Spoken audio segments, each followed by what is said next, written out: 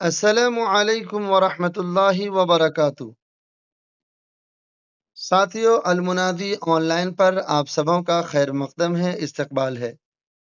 آج کے اس سیشن میں ہم آپ کے سامنے اہم معروضی سوالات لے کر حاضر ہیں، جس میں ایہام گوئی کے تعلق سے چند سوالات آئیں گے اور باقاعدہ طور پر لسانیات، اردو قواعد، قطع، مجاز مرسل کے تعلق سے چند سوالات آئیں گے۔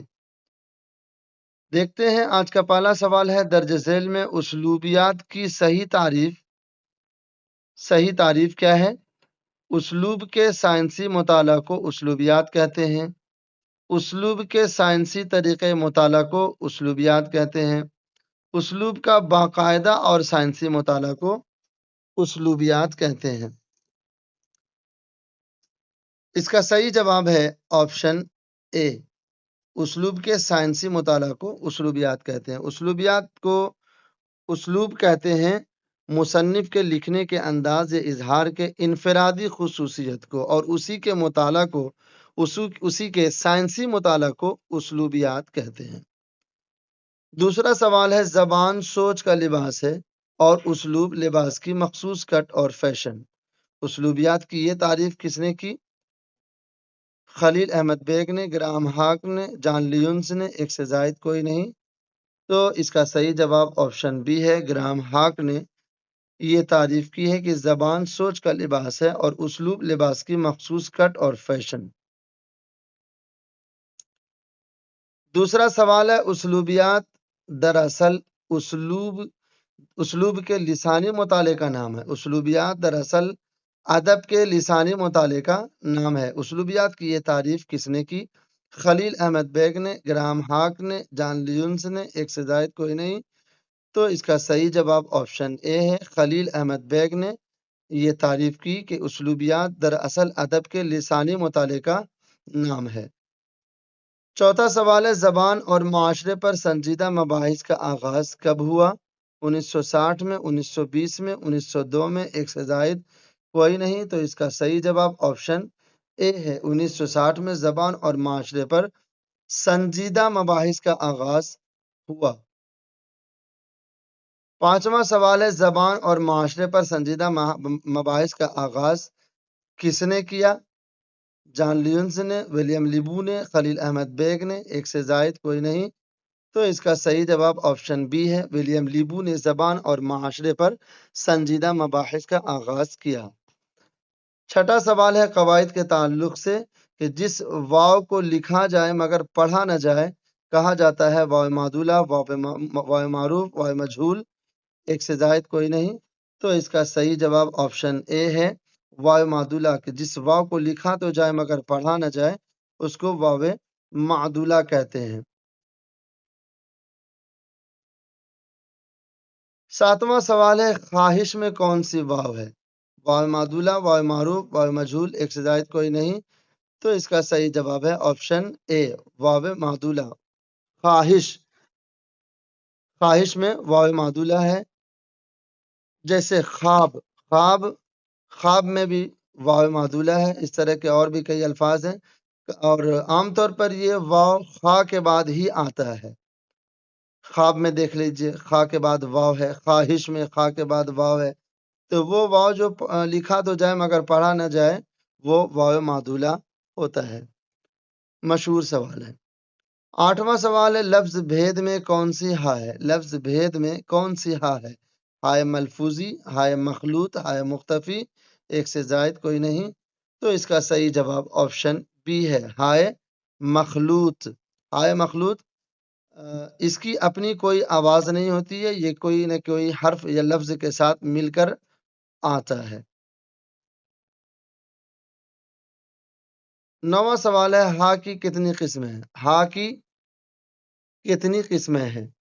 1، 3، 2، ایک سے زائد کوئی نہیں۔ تو اس کا صحیح جواب ہے آپشن سی، ہا کی 2 قسمیں ہیں۔ ہا کی 2 قسمیں ہیں، ہائے مخلوط، ہائے حوض۔ تو آپشن سی اس کا صحیح جواب ہے۔ 10واں سوال ہے، ہائے حوض کی کتنی قسمیں ہیں؟ کتنی قسمیں ہیں؟ 2، 3، 4 ایک سے زائد کوئی نہیں، تو اس کا صحیح جواب ہے آپشن اے۔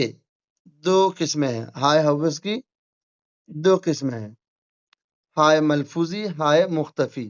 ہائے ملفوظی، ہائے مختفی۔ ہائے مختفی کو غیر ملفوظی بھی کہا جاتا ہے۔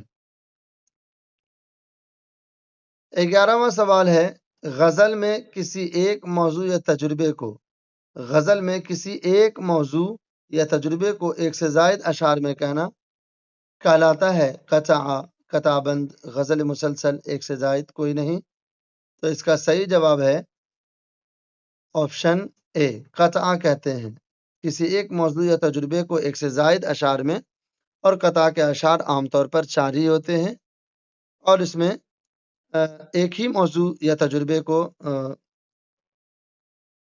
یا خیال کو، ایک ہی موضوع یا تجربے کو ایک سے زائد اشعار میں، ایک سے زائد، دو سے زائد، ایک سے زائد مطلب کہ 2 یا زیادہ، 2 یا 4، قطع میں عام طور پر 4 ہی اشعار ہوتے ہیں، تو اس میں ایک ہی موضوع یا تجربے کو ظاہر کیا جاتا ہے۔ 12واں سوال ہے، غزل میں قطع کے اشعار کو کہا جاتا ہے قطع، قطع بند، غزل مسلسل، ایک سے زائد کوئی نہیں، تو اس کا صحیح جواب آپشن بی ہے، غزل میں قطع کے اشعار کو قطع بند کہا جاتا ہے۔ اور 11واں سوال تھا، اس میں غزل میں کسی ایک موضوع یا تجربے کو ایک سے زائد اشعار میں کہنا کیا کہلاتا ہے؟ قطع، اور اسی قطعے کے اشعار کو قطع بند کہتے ہیں، قطع بند کہتے ہیں، اور غزل عام طور پر قطع عام طور پر غزل کے ہی اشعار میں آتے ہیں۔ 13واں سوال ہے، ایسی غزل جو اول تا آخر ایک خاص کیفیت میں کہی گئی ہو، اول تا آخر ایک خاص کیفیت میں کہی گئی ہو کہلاتا ہے دولخت، قطع بند، غزل مسلسل، ایک سے زائد کوئی نہیں، تو اس کا صحیح جواب ہے غزل مسلسل، آپشن سی اس کا صحیح جواب ہوگا۔ 14واں سوال ہے، قطع میں درج ذیل کس چیز کی قید نہیں ہوتی؟ مطلع، موضوع، وزن، وزن بحر، ایک سے زائد کوئی نہیں، تو اس کا صحیح جواب آپشن ڈی ہے، قطع میں نہ تو مطلع ہوتا ہے، نہ اس میں موضوع کی کوئی قید ہوتی ہے، اور نہ ہی وزن بحر، ان چیزوں کی قید نہیں ہوتی ہے، آپشن ڈی اس کا صحیح جواب ہے۔ 15واں سوال ہے، قطع کس حیت میں کہی جاتی ہے؟ قطع کس حیت میں، قطع کی کیا حیت ہوتی ہے، کس حیت میں کہی جاتی ہے؟ مثنوی، غزل، مرثیہ، ایک سے زائد کوئی نہیں، تو اس کا صحیح جواب آپشن بی ہے، قطع غزل کے اشعار میں آتے ہیں اور غزل کی ہی حیت میں کہی بھی جاتی ہے۔ 16واں سوال ہے، قطع میں غزل کے برخلاف کیا نہیں ہوتا؟ مطلع، مقطع، ردیف و قافیہ، ایک سے زائد کوئی نہیں، تو اس کا صحیح جواب ہے آپشن اے، قطع میں مطلع نہیں ہوتا، اور قطع اور غزل میں یہی فرق ہے کہ قطع میں مطلع نہیں ہوتا، غزل میں مطلع ہوا کرتا ہے، ایک سے زائد مطلع بھی ہوتے ہیں۔ 17واں سوال ہے، اردو میں غزل گوئی کا آغاز ہوا ہے؟ یہ سوال پچھلی کلاس سے لگتا ہے کہ ریپیٹ ہو گیا ہے، کوئی بات نہیں، اردو میں غزل کا باقاعدہ اردو میں غزل گوئی کا آغاز کن سے ہوا؟ اس کا صحیح جواب آپشن بی ہے، امیر خسرو سے۔ 18واں سوال ہے، غزل میں قطع کے اشعار کو کہتے ہیں مربع، مقطع، قطع بند، ایک سے زائد کوئی نہیں، تو غزل میں قطع کے اشعار کو قطع بند کہا جاتا ہے، آپشن سی اس کا صحیح جواب ہے۔ 19واں سوال ہے، قطع کو ایک علیحدہ صنف کے طور پر استحکام بخشا ہے؟ اختر انصاری نے، وحید الدین سلیم نے، ولی دکنی نے، ایک سے زائد کوئی نہیں، تو اس کا صحیح جواب ہے آپشن ڈی، آپشن ڈی یعنی اختر انصاری اور وحید الدین سلیم نے قطع کو ایک علیحدہ صنف کے طور پر استحکام بخشا ہے۔ 20واں سوال ہے، دھوپ اور میں، دھوپ اور میں کہ تخلیق کار کون ہے؟ اختر انصاری، وحید الدین سلیم، ہاشم بیجاپوری، ایک سے زائد کوئی نہیں. تو اس کا صحیح جواب آپشن اے ہے، اختر انصاری کی یہ تصنیف ہے. 21واں سوال ہے، کل کہہ کر جز مراد لینا کس کی قسم ہے؟ کل کہہ کر جز مراد لینا کس کی قسم ہے؟ مجاز مرسل، کنایہ، استعارہ، ایک سے زائد کوئی نہیں. تو اس کا صحیح جواب آپشن اے ہے کہ کل کہہ کر جز مراد لینا، سبب بول کر مسبب مراد لینا، خاص بول کر عام مراد لینا، اسی طرح سے ظرف بول کر مظروف مراد لینا، مظروف بول کر ظرف مراد لینا وغیرہ، یہ پہچان ہے اور یہ قسم ہے مجاز مرسل کی.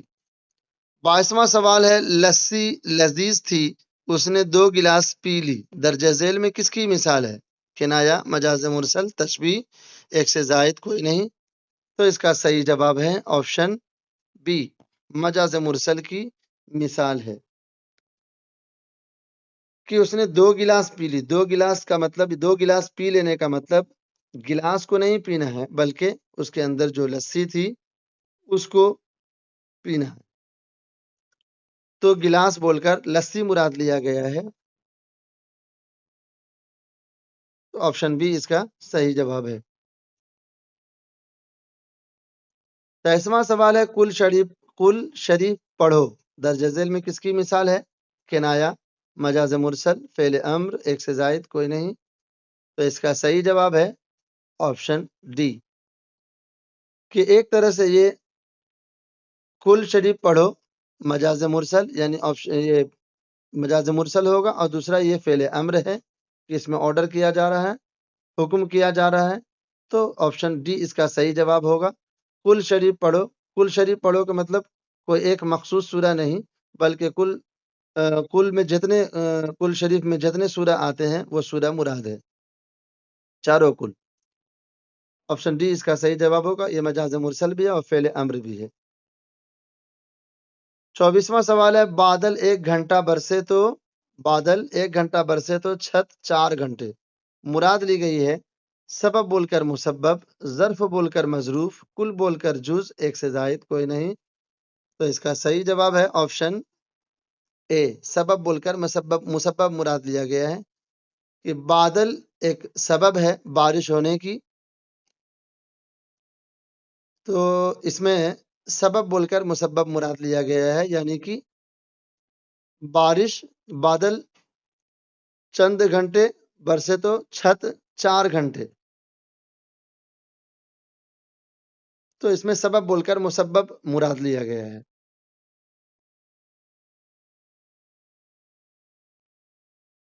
25واں سوال ہے، مجاز مرسل میں الفاظ کا تعلق ہوتا ہے تشبیہ سے، مجازی معنی سے، حقیقی معنی سے، ایک سے زائد کوئی نہیں. تو اس کا صحیح جواب ہے آپشن ای. آپشن ای اس کا صحیح جواب ہوگا. کیوں؟